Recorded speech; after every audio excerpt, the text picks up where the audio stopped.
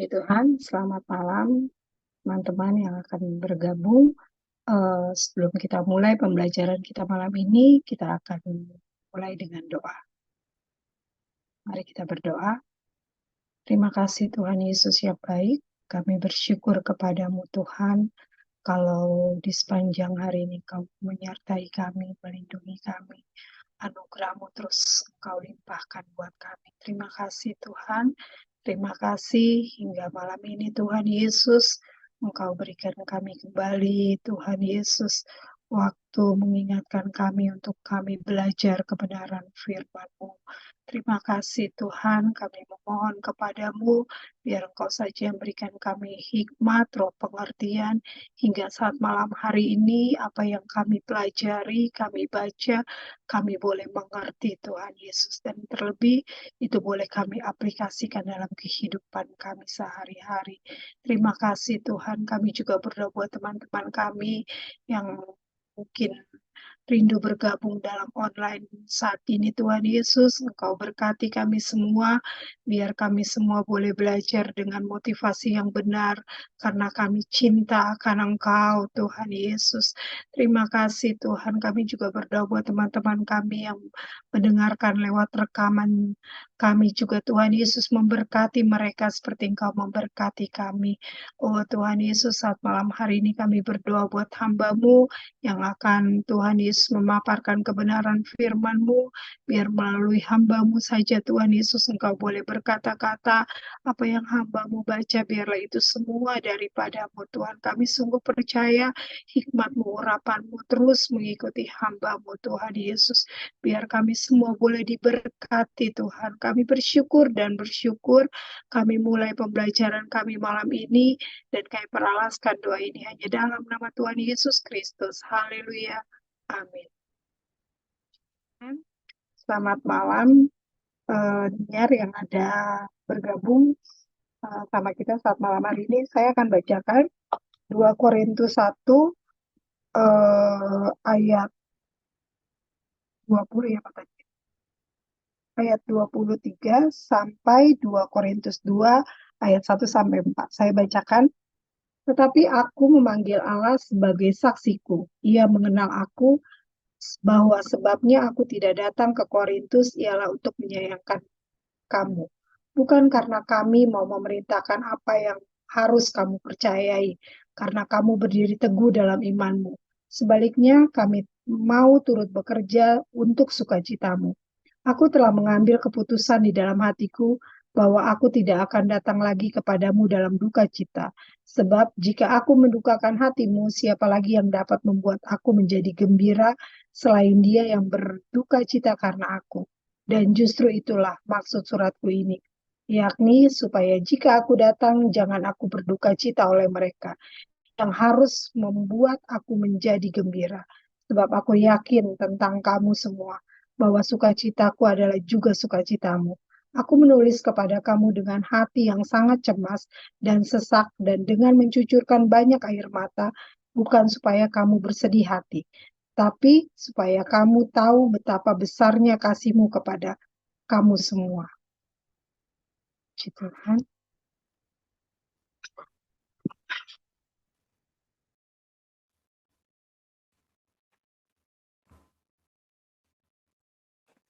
Puji Tuhan, kita lanjutkan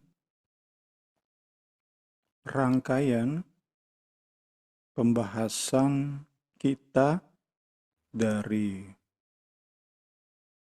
2 Korintus 1 ayat 12 sampai 2 Korintus 2 ayat 13. Itu satu rangkaian di mana Paulus membela dirinya terhadap tuduhan jemaat Korintus berkaitan dengan perubahan rencana kunjungan Paulus ke jemaat Korintus.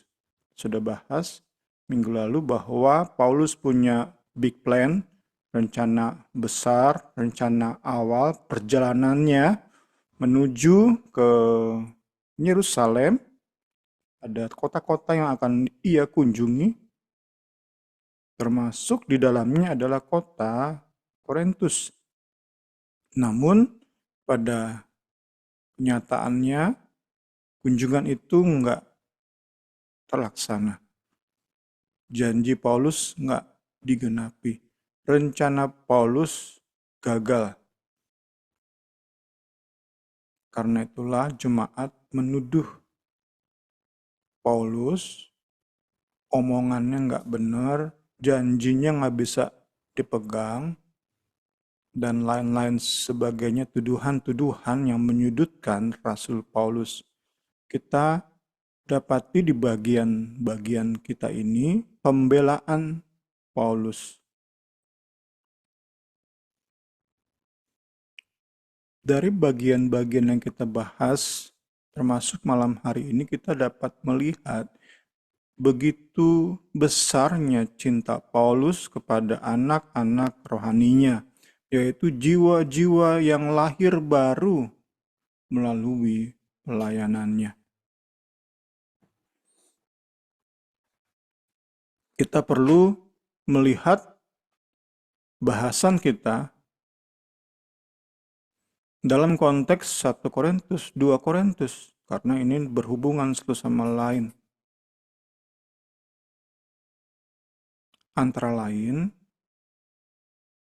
dalam konteks 1 Korintus kita sudah pernah bahas bagaimana Paulus sangat meyakini bahwa jemaat Korintus itu benar-benar lahir baru, bukan Kristen bohongan. Mereka menjadi Kristen benar-benar karena iman dan bertobat dan mengalami kelahiran baru. Bukan Kristen-Kristen bohongan yang menjadi Kristen karena alasan-alasan lain. Itu bisa menjadi salah satu konteks untuk melihat kasus yang ada di bagian ini. Kasusnya parah, tapi cinta Paulus luar biasa terhadap jemaat Korintus. Kita awali dengan kembali melihat pendahuluan pasal 1 ayat 12 sampai pasal 2 ayat 13.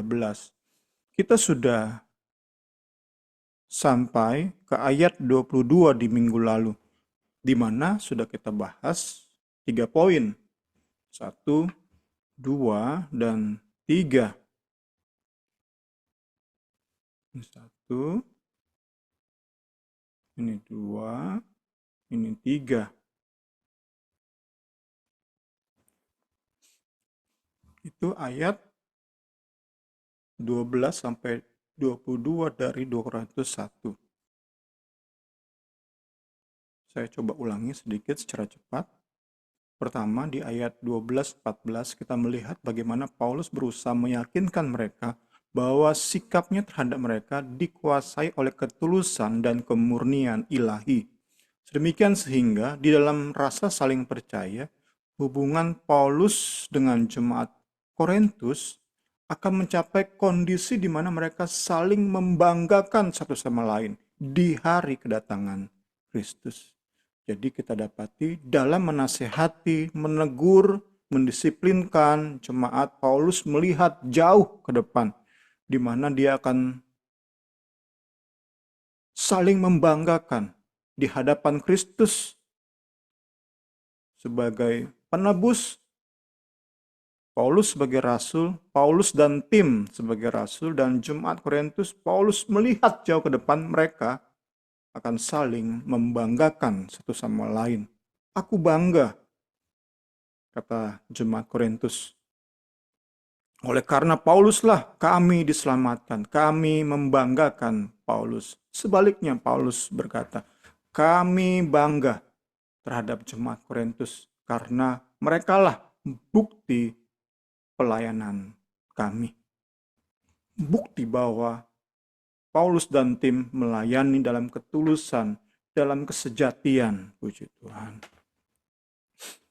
Poin kedua, ayat 15-17, secara khusus Paulus menyangga tuduhan bahwa rencananya mengunjungi jemaat Korintus ia buat dengan serampangan. Paulus membantah kritikan bahwa ia nggak sungguh-sungguh dalam perencanaannya.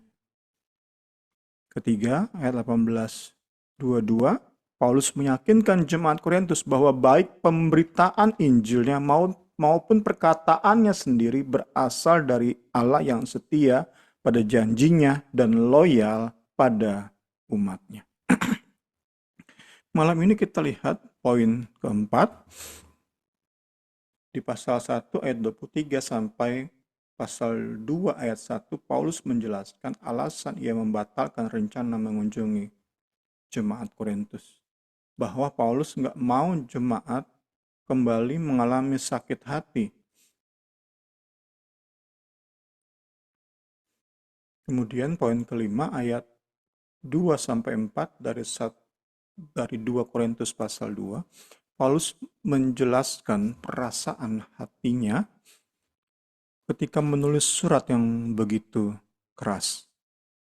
Timeline-nya adalah surat ini terletak di antara 1 Korintus dan 2 Korintus. Surat yang sudah hilang ini, surat yang begitu keras ini, timeline-nya terletak di antara 1 Korintus dan 2 Korintus. Jadi timeline-nya kurang lebih setelah Paulus nulis surat 1 Korintus, Paulus kunjungi jemaat Korintus, sebuah kunjungan yang menyakitkan. Kemudian Paulus tulis surat yang menyakitkan, tulis surat yang begitu keras, dan baru kita jumpai surat 2 Korintus. Poin ke-6 di pasal 2 ayat 5 sampai 11, setelah jemaat Korintus merespon dengan benar surat yang begitu keras, jemaat diharapkan oleh Paulus untuk mengampuni, bukan diharapkan, diperintahkan untuk mengampuni jemaat yang telah bertobat setelah didisiplinkan. Poin ke-7, pasal 2 ayat 12 sampai 13. Paulus menegaskan beratnya beban yang ia harus tanggung saat menunggu respons jemaat Korintus terhadap surat yang begitu keras. Jadi bayangannya adalah Paulus dalam big plan-nya seharusnya mengunjungi secara pribadi jemaat Korintus. Namun karena pertemuan yang menyakitkan di kunjungan kedua, Paulus membatalkan rencana kunjungan dalam the big plan-nya. Ia sebaliknya mengirim Titus dengan surat yang begitu keras yang Paulus tulis. Surat ini direspon dengan benar. Surat ini membuat mayoritas jemaat sepakat untuk mendisiplinkan orang yang berbuat dosa. Nah, Titus yang bawa surat itu kan harus melapor. Karena saat itu belum ada email, belum ada WA, harus ketemu. Mereka janjian, Titus dan Paulus janjian di Troas bertemu. Saat Paulus sampai Troas, Titus belum sampai. Makanya di poin ke-7 di ayat 12-13, Paulus menegaskan betapa galau hatinya karena belum bertemu dengan Titus yang seharusnya membawa kabar tentang respons tanggapan jemaat terhadap surat yang begitu keras. Paulus sangat khawatir banget surat yang begitu keras ini, surat yang udah hilang ini, nggak ditanggapi dengan benar. Paulus sadar, Paulus engeh, Paulus yakin saat surat yang keras ini nggak ditanggapi dengan benar, itu berarti putus hubungan antara mereka. Antara Paulus sebagai rasul dengan jemaat Korintus sebagai buah pelayanan Paulus. Yaitu outline dari pembahasan kita tentang personal defense Paulus, pembelaan pribadi Paulus. Kita masuk ke poin keempat ya. alasan mengapa Paulus mengubah rencananya.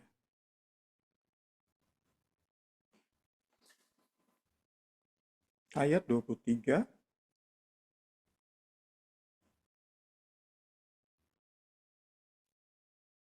Di sini kita lihat, sambil kita baca tentunya ayat-ayat ini, Paulus memanggil Allah menjadi saksinya. Kenyataan ini, bahwa Paulus memanggil Allah jadi saksinya, memberi indikasi tentang betapa seriusnya tuduhan jemaat Korintus terhadap Paulus. Paulus nggak bisa main-main terhadap tuduhan jemaat Korintus. Paulus merasa benar-benar perlu diseriusin nih. Gua perlu bela diri. Membela diri gua nih. Sampai-sampai ia membawa Tuhan sebagai saksinya. Mengapa? Ya kita sudah belajar juga minggu lalu. Karena Paulus tahu saat jemaat Korintus meragukan perkataannya, jemaat Korintus akan meragukan semua yang dikatakan oleh Rasul Paulus. Ini tentu ngajarin kita untuk nggak gampang buat janji, untuk kemudian mengubah-ngubah, apalagi membatalkan janji tersebut. Karena saat kita terbiasa, orang akan menganggap perkataan kita nggak pantas dipercaya, dan efek ultimate-nya adalah sebaik apapun Injil yang kita beritakan, mereka bisa ragu. Mereka nggak yakin dengan perkataan kita. Oh, kita sering janji aja diubah-ubah, dibatalkan. Jangan-jangan juga berita baik yang kita bawa bohongan juga. Karena itulah Paulus begitu serius sampai memanggil Tuhan jadi saksinya. Kembali ke ayat 23. Paulus menjelaskan alasan ia nggak datang secara langsung tapi ngirim Titus membawa surat. Alasannya adalah untuk menghindari peristiwa yang menyakitkan. Kalau Paulus datang lagi masalah belum beres, pecah lagi pertengkaran, pecah lagi konflik yang begitu menyakitkan antara jemaat Korintus dan Paulus. Paulus nggak mau itu terjadi. Paulus mau masalah dibereskan dulu. Sehingga saat dia datang kembali itu ada sukacita. Ayat 24, kita akan sama-sama berusaha untuk sampai ke ayat 13. Karena itu kita akan cepat sekali. Sekilas merupakan kontradiksi antara ayat 23 dan 24. Mengapa? Karena di ayat 23 Paulus bicara tentang pendisiplinan. Tentu nggak eksplisit, tapi secara implisit di ayat 23 Paulus bicara tentang pendisiplinan, tentang hukuman yang diberikan kepada jemaat. Sedangkan di ayat 24 Paulus bilang kami nggak punya maksud untuk mengatur, untuk memerintah atas jemaat. Ini kan kontradiksi antara hukuman dan sebagai tuan, sebagai pemegang otoritas. Nah, kita perlu lihat doa ayat ini dalam konteks pemimpin yang melayani, servant leadership. Satu sisi Paulus dan tim memegang jabatan Rasul Kristus, memiliki otoritas atas jemaat. Namun di sisi lain, Paulus dan tim menjalankan otoritas dalam kerendahan hati dan kelembutan.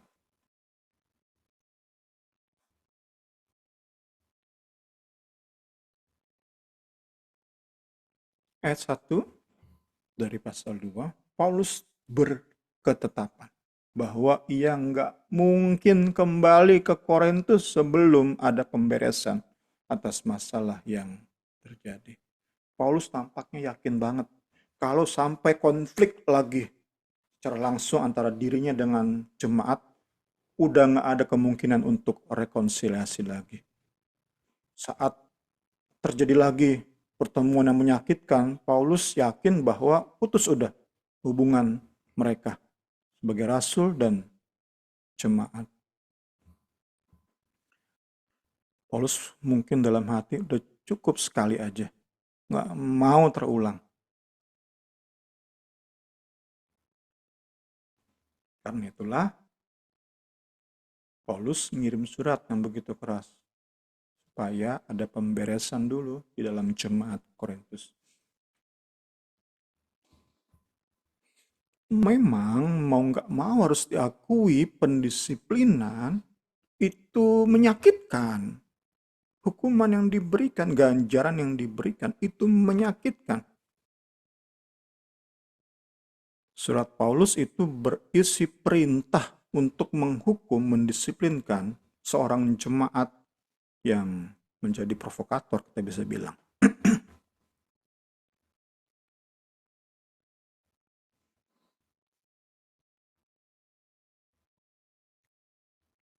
Saat ia harus kunjungan lagi, sedangkan masalah belum beres, Paulus ngerasa tugas propernya, tugas seharusnya dari seorang rasul nggak ada di situ. Paulus percaya tugasnya seorang rasul adalah menyalurkan sukacita, kedamaian bagi jemaat. Kalau ia harus hadir kembali dengan hukuman, buat apa diulang-ulang? Kurang lebih seperti itu Paulus ya. Udah sekali aja cukup terjadi. Udah nggak mau diulang lagi. Karena itulah yang ngirim Titus dengan surat yang begitu keras.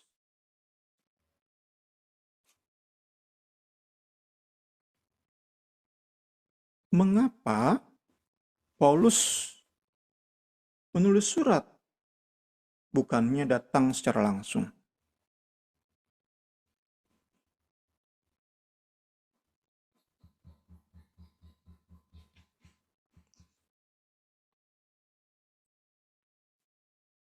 Itu ayat 3 dan 4. Paulus menjelaskan mengapa ia membatalkan kunjungan dan sebaliknya mengirim surat. Ia nggak mau kembali mendapati kesedihan dalam kunjungan secara langsung. Ia ngirim surat supaya ada pemberesan dulu sehingga saat ia mengunjungi secara langsung itu sudah ada pemberesan. Udah nggak dalam bentuk menyedihkan, menyakitkan lagi pertemuan mereka.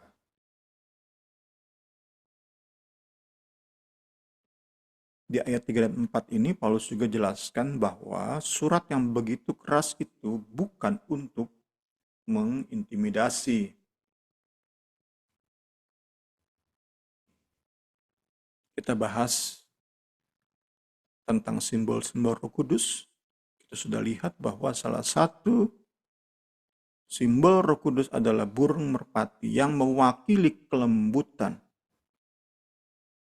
Paulus yang dikuasai Roh Kudus nggak ada ciri-ciri mengintimidasi. Tetapi bagaimanapun kita belajar, selembut apapun hati Paulus, tetapi saat ia tulis surat yang berisi penghukuman, itu tentu ditanggapi beragam dan salah satu tanggapan adalah Paulus sedang mengintimidasi jemaat Korintus. Tapi Paulus di bagian ini di ayat 3 dan 4 tegaskan, ia nggak pernah punya maksud untuk intimidasi jemaat Korintus. Semata-mata karena kasih. Semata-mata untuk pertobatan. Sehingga saat mereka berjumpa kembali ada sukacita besar di antara mereka. Dalam kesehatian, kesatuan ada sukacita yang melimpah dari surga. Puji Tuhan, puji Tuhan. Kita lihat ayat 3. Dengan menolak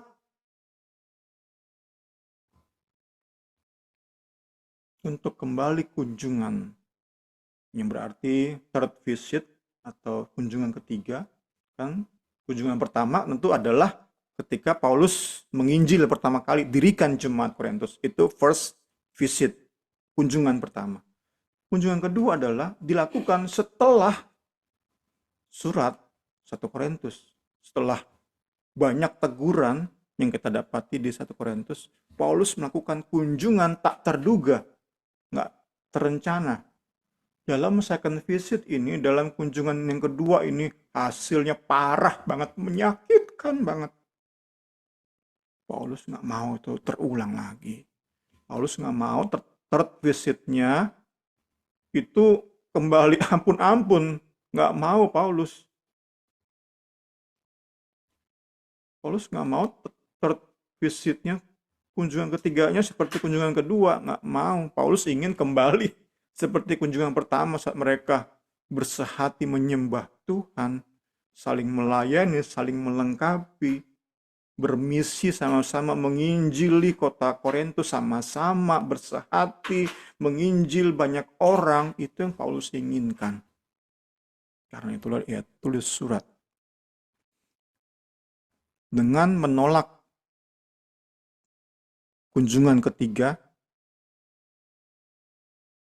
Paulus seperti ingin bilang bahwa rekonsiliasi nggak mungkin terjadi tanpa pemberesan. Waktu doang nggak cukup untuk menyelesaikan masalah. Waktu sendiri will not heal his pain. Waktu doang nggak menyembuhkan luka hati Paulus. Perlu pemberesan. Karena itulah surat yang begitu keras dibutuhkan, diperlukan. Surat yang kita yakini, kita tahu bersama, kemudian mendatangkan sukacita. Mengapa? Karena meskipun surat itu menyedihkan, tetapi membawa pertobatan.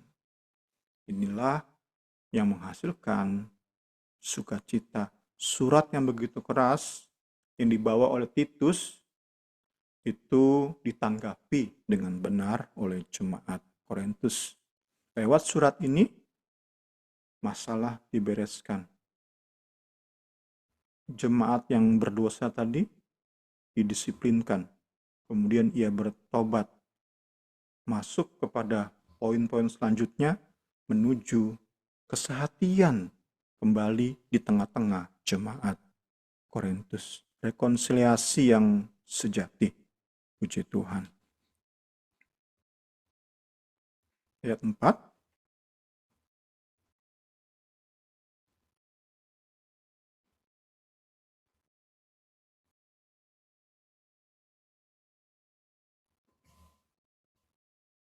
Paulus menulis surat yang begitu keras dengan sangat cemas dan sesak.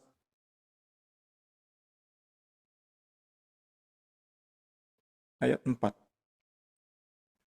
Aku menulis surat kepadamu, surat yang begitu keras. Bukan 1 Korintus, bukan 2 Korintus, bukan. Surat yang sudah hilang. Aku menulis kepadamu dengan hati yang sangat cemas dan sesak. Wow, luar biasa ya.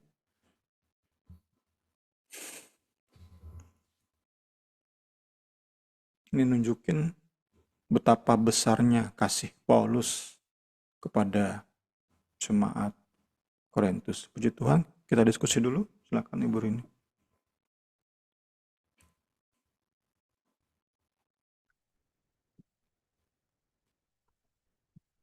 Puji Tuhan. Mungkin Nia dan Keisha ada yang mau ditanyakan. Kalau Bu soalnya ada di perjalanan masih di kereta. Jadi Bu saat ini dengerin dulu. Atau kita lanjut. Iya, lanjut dulu Karini. Oke.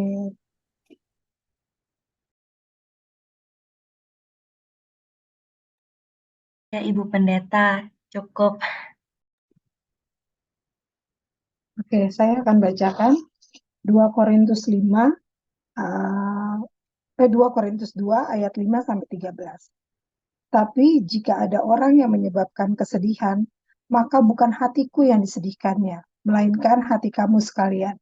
atau sekurang-kurangnya supaya jangan aku melebih-lebihkan hati beberapa orang di antara kamu.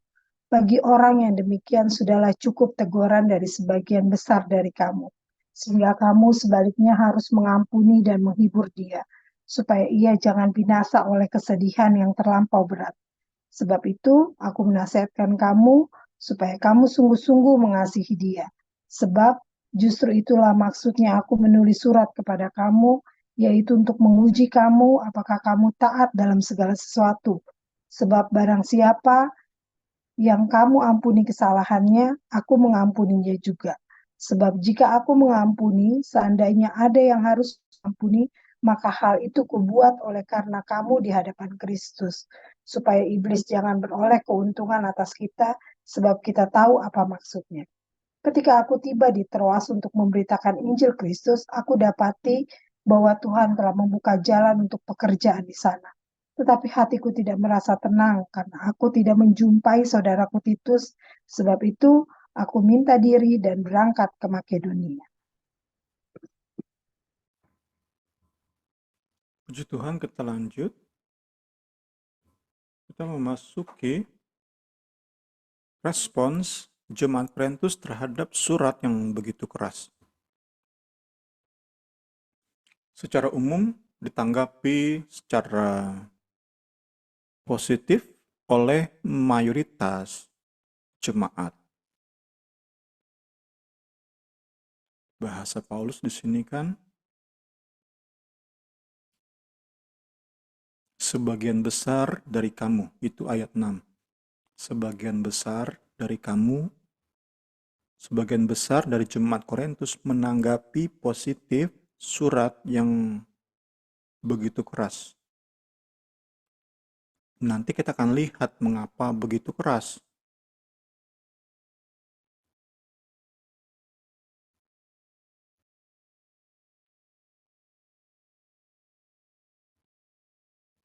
Kita lihat ayat kelima.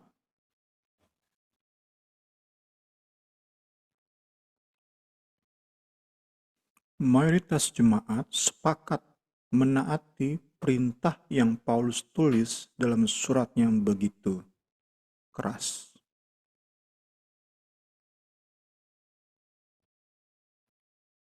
Oknum yang membuat masalah didisiplinkan.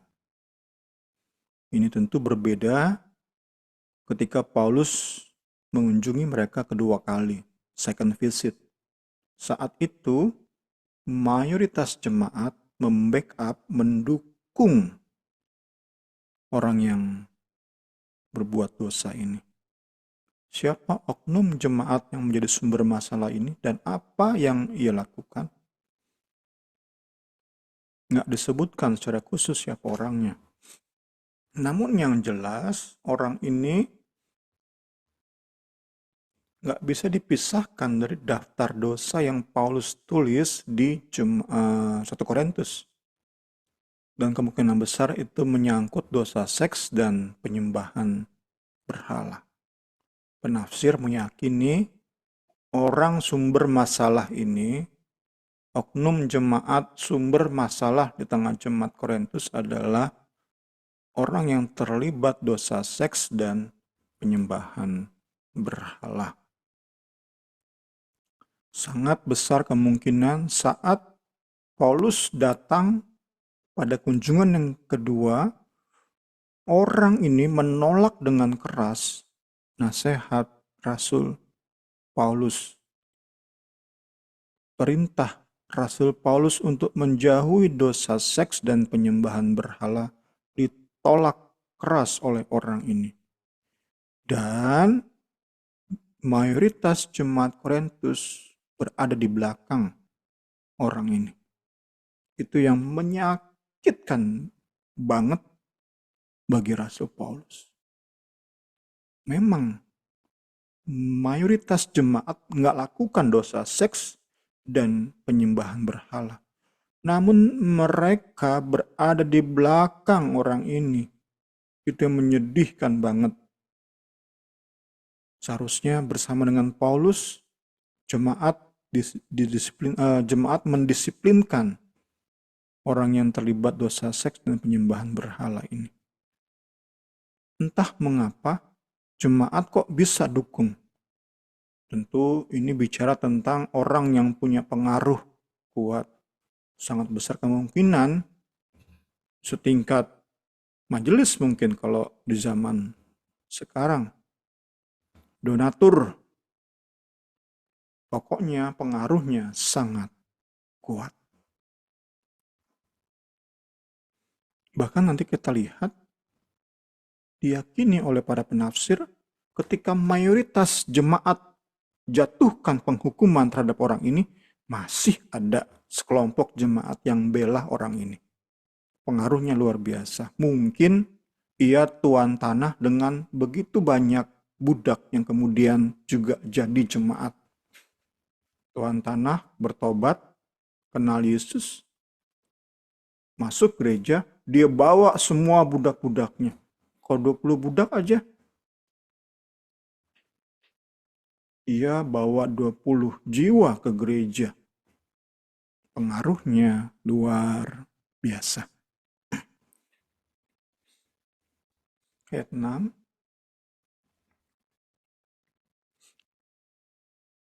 Kita sudah bicara kepada respon jemaat terhadap surat yang keras.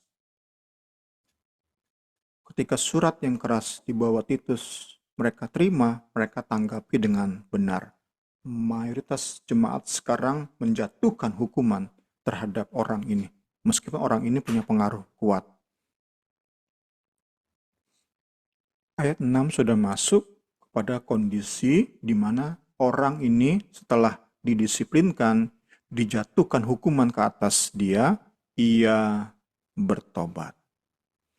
Paulus bilang, pendisiplinan cukup, teguran sudah cukup, jangan diteruskan.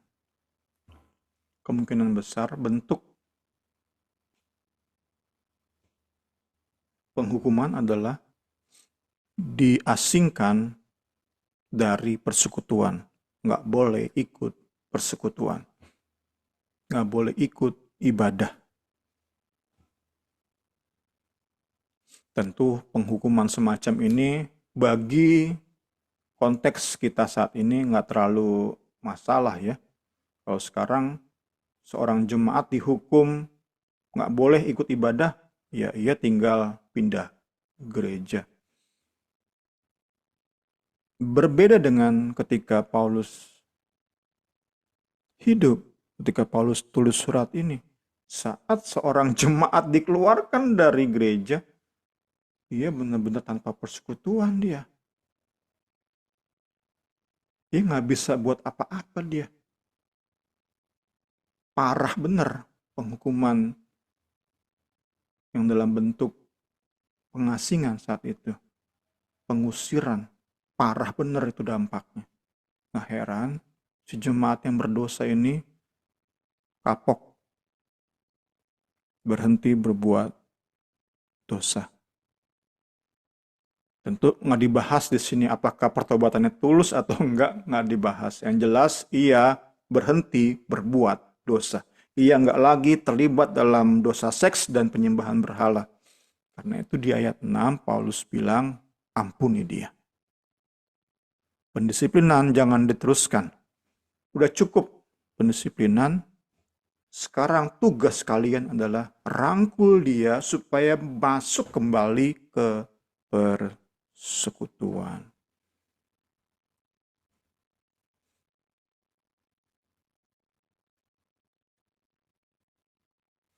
Ayat 7 diberikan alasan mengapa harus diampuni. Karena kalau terus nggak diterima, disingkirkan, diasingkan, ditolak dari persekutuan, ia akan sampai kondisi, sampai pada titik ia tenggelam dalam rasa bersalah, dalam kesedihan, dan ia akan murtad.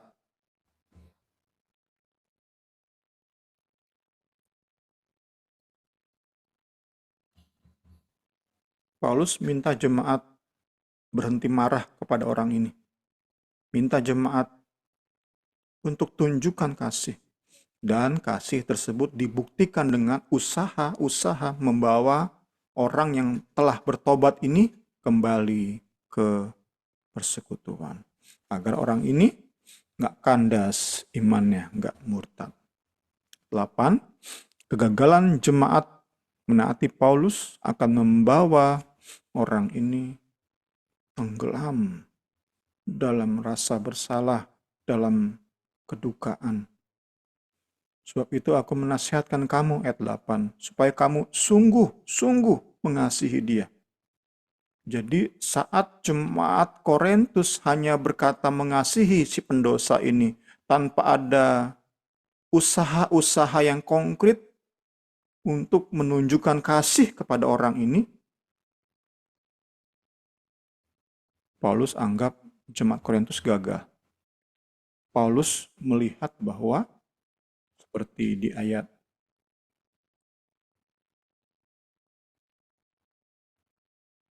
11 ya, saat jemaat Korintus gagal menunjukkan kasih kepada orang ini sehingga orang ini kandas imannya, Paulus bilang itu berarti iblis beroleh keuntungan. Iblis dapat yang ia mau. Karena itu Paulus bilang mesti sungguh-sungguh kasihi orang ini, orang yang telah bertobat ini. Ayat 9. Sebab justru itulah maksudnya aku menulis surat kepada kamu. Paulus kembali kepada tujuan nulis surat yang begitu keras.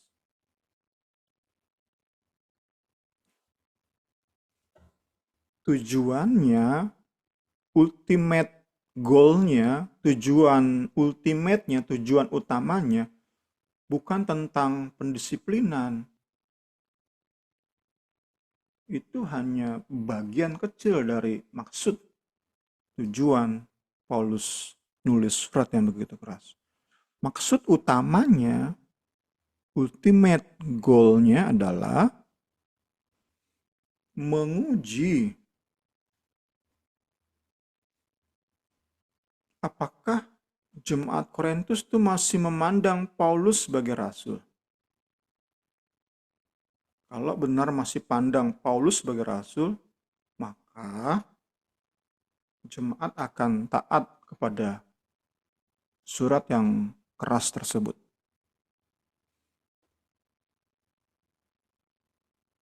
Ini kan yang membuat Paulus gelisah saat di Troas. Jemaat taat nggak ya? Dengan surat yang berisi ancaman. Kemungkinan ancamannya adalah kalau kalian nggak taat untuk disiplinkan orang ini, hubungan kita sebagai rasul dan jemaat berhenti di sini. Kemungkinan itulah yang membuat surat ini dikatakan surat yang begitu keras. Kalian gagal lakukan isi surat ini, berhenti kalian jadi jemaat hasil jeripayahku, kata Paulus. Dengan demikian Paulus ingin bilang, saat nanti tiba di kekekalan, di hadapan Yesus Kristus, kita udah gak bisa lagi saling membanggakan. Entah kita sama-sama masuk surga apa enggak, entah. Yang jelas, kalau kalian gak bisa taati isi perintah yang keras ini, surat yang keras ini, kita berhenti untuk saling membanggakan. Kita gak bisa saling membanggakan.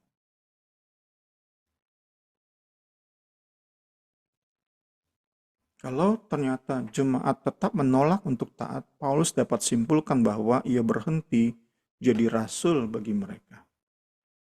Itu kemungkinan yang dapat kita tafsirkan secara cukup kuat mengapa surat ini dikatakan surat yang begitu keras. Karena ada ancaman pemutusan hubungan. Ayat 10. Kembali kepada pengampunan yang diberikan kepada jemaat yang berdosa tadi, Paulus jelaskan bahwa pengampunan itu bukan hanya demi kebaikan si orang yang berdosa yang sudah bertobat tadi. Untuk ia kembali diterima ke dalam persekutuan. Untuk ia kembali menjadi bagian dari jemaat, di mana mereka bisa bersehati saling melengkapi dalam pelayanan. Paulus bilang, pengampunan juga berguna, bermanfaat bagi jemaat, for the good of the congregation. Karena lewat pengampunan akan terjadi pemulihan hubungan. Seluruh jemaat, nggak ada yang terlewatkan. Bisa kembali bersehati. Seluruh jemaat. Baik orang yang berdosa tadi dengan pengikutnya, itu diterima sedemikian. Kembali terjadi rekonsiliasi yang luar biasa. Seluruh jemaat dapat bersehati. Kembali itu lewat pengampunan. Karena itu Paulus bilang pengampunan itu bukan hanya demi kebaikan seorang yang berdosa, tetapi demi kebaikan jemaat. Sehingga kita dapatkan, tadi kita sudah lihat, iblis nggak dapat apa-apa. Iblis nggak dapat apa-apa.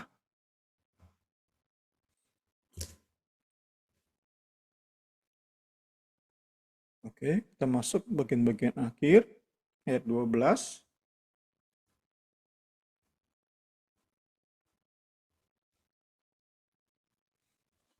Pergumulan di Troas. Hati Paulus nggak tenang, galau dia. Kita dapati di sini seorang Paulus dengan dalam kemanusiaannya. Jelas di sini Paulus bilang, aku sampai di Troas, Tuhan buka jalan. Wah, jadi ada jiwa-jiwa yang diselamatkan di Troas, di kota ini. Namun Paulus bilang, aku nggak tenang sebelum ketemu Titus. Cintanya luar biasa kepada jemaat Korintus. Ia khawatir benar. Ini jemaat Korintus, gimana tanggapannya terhadap surat yang begitu keras ya? Gimana ya tanggapannya ya? Taat atau tolak ya? Kalau taat, waduh sukacita bener aku. Tapi kalau tolak, habislah. Udahlah, kita udah gak ada hubungan lagi. Sebagai rasul dan jemaat, habis udah. Karena itu sekali lagi, sepertinya Paulus sedang berdosa di sini kan? Pintu terbuka, harusnya Paulus tetap di Troas. Tapi gelisah dia, galau dia. Nggak ada Titus di situ. Harusnya ketemu Titus di situ. Troas proved to be painful. Menyakitkan bagi Rasul Paulus. Padahal Injil dapat tersebar di kota ini. Kesempatan terbuka lebar. Tuhan Yesus bekerja di kota ini. Tapi ia distress. Galau dia. Cemas dia. Sesak dia. Karena saat ia tiba di Troas, Titus belum hadir. Padahal seharusnya by an arrangement, Paulus sampai Troas, Titus sudah di kota itu. Itu janjiannya. Janjinya seperti janjiannya. Arrangementnya seperti itu. Nggak ada. Paulus sampai, Titus nggak ada. Bahkan menurut catatan buku ini, saat Paulus dari Troas ke Makedonia, di situ pun nggak ada Titus. Galau terus. Ini tentu mengajar kita tentang betapa jujurnya Alkitab. Nggak nutup-nutupi sisi manusiawi dari seorang Rasul Paulus, seorang yang luar biasa. Ia galau, sesak dia, nunggu kabar dari Titus.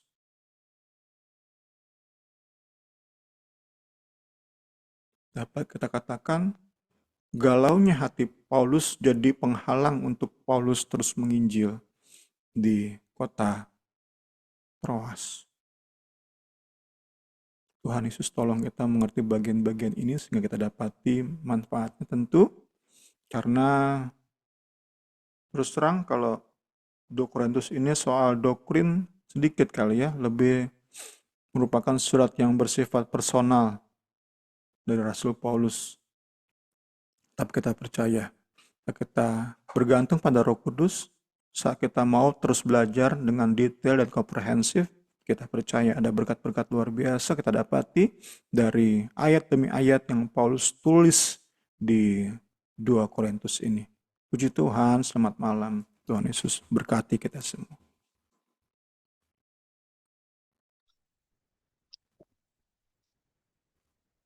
Puji Tuhan. Teman-teman ada yang mau ditanyakan tentang bagian ini?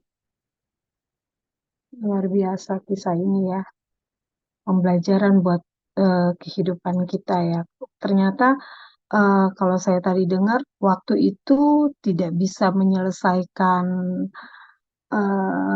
apa ya, perseteruan gitu loh. Berarti harus ada apa, rekonsiliasi ya Pak? Oh, harus ada pemberesan dulu, bukan dengan waktunya begitu lama udah selesai masalahnya. Ternyata enggak, karena kalau misalnya berjalannya waktu tiba-tiba kesannya kayak lupa gitu dengan masalah yang ada, pasti bisa akan terjadi lagi dengan masalah yang lalu gitu. Tapi kalau misalnya dengan adanya pemberesan, pastinya ke depannya lebih baik lagi, lebih manis lagi itu. Luar biasa firman Tuhan. Kita pembelajaran dari kisah Paulus ya dalam pelayanannya untuk jemaat Korintus, terus terlebih cintanya buat jemaat Korintus gitu. Mungkin dari Niar atau Kesia ada pertanyaan atau ada berbagi pengalaman mungkin mirip-mirip, boleh?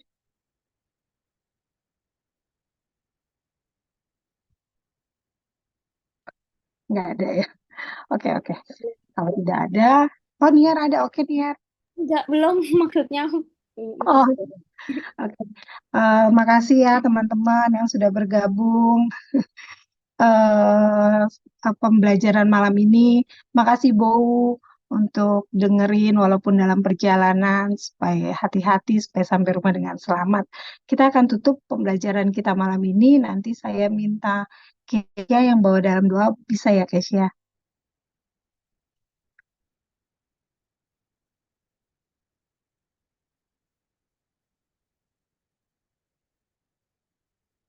Halo Kesia.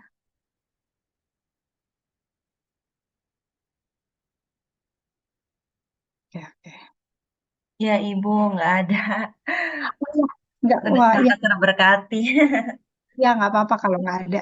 Kesia bisa tutup dalam doa Bisa, pembelajaran bisa. malam ini. Oke. Terima kasih Tuhan, mari kita bersatu dan berdoa. Terima kasih Tuhan Yesus, terima kasih Bapa atas penyertaan, perlindungan, pemeliharaan-Mu terhadap kami selama satu hari ini Tuhan dan hari-hari sebelumnya. Kiranya perlindungan penyertaan-Mu juga atas kami untuk hari-hari ke depan ya Bapak. Terima kasih atas firman yang sudah Bapak Pendeta ajarkan kepada kami. Kiranya firman itu bisa bukan hanya kami dengar, tapi tertanam di dalam hati kami dan kami bisa mempraktikannya di dalam kehidupan sehari-hari kami Tuhan, dalam menjaga hubungan yang lebih baik lagi dengan sesama kami. Terima kasih Tuhan Yesus, terima kasih Bapa, terpujilah namamu. Kiranya Tuhan memberkati hamba-Mu, Ibu dan Bapak Pendeta dalam pekerjaannya melayani Engkau Tuhan, menyebarkan Injil, firman Tuhan, berikan berkat penyertaan-Mu Tuhan, pelindungan-Mu senantiasa atas hamba-Mu. Terima kasih Tuhan Yesus, di dalam nama Tuhan Yesus. Amin. Haleluya. Amin. Makasih ya Kesia.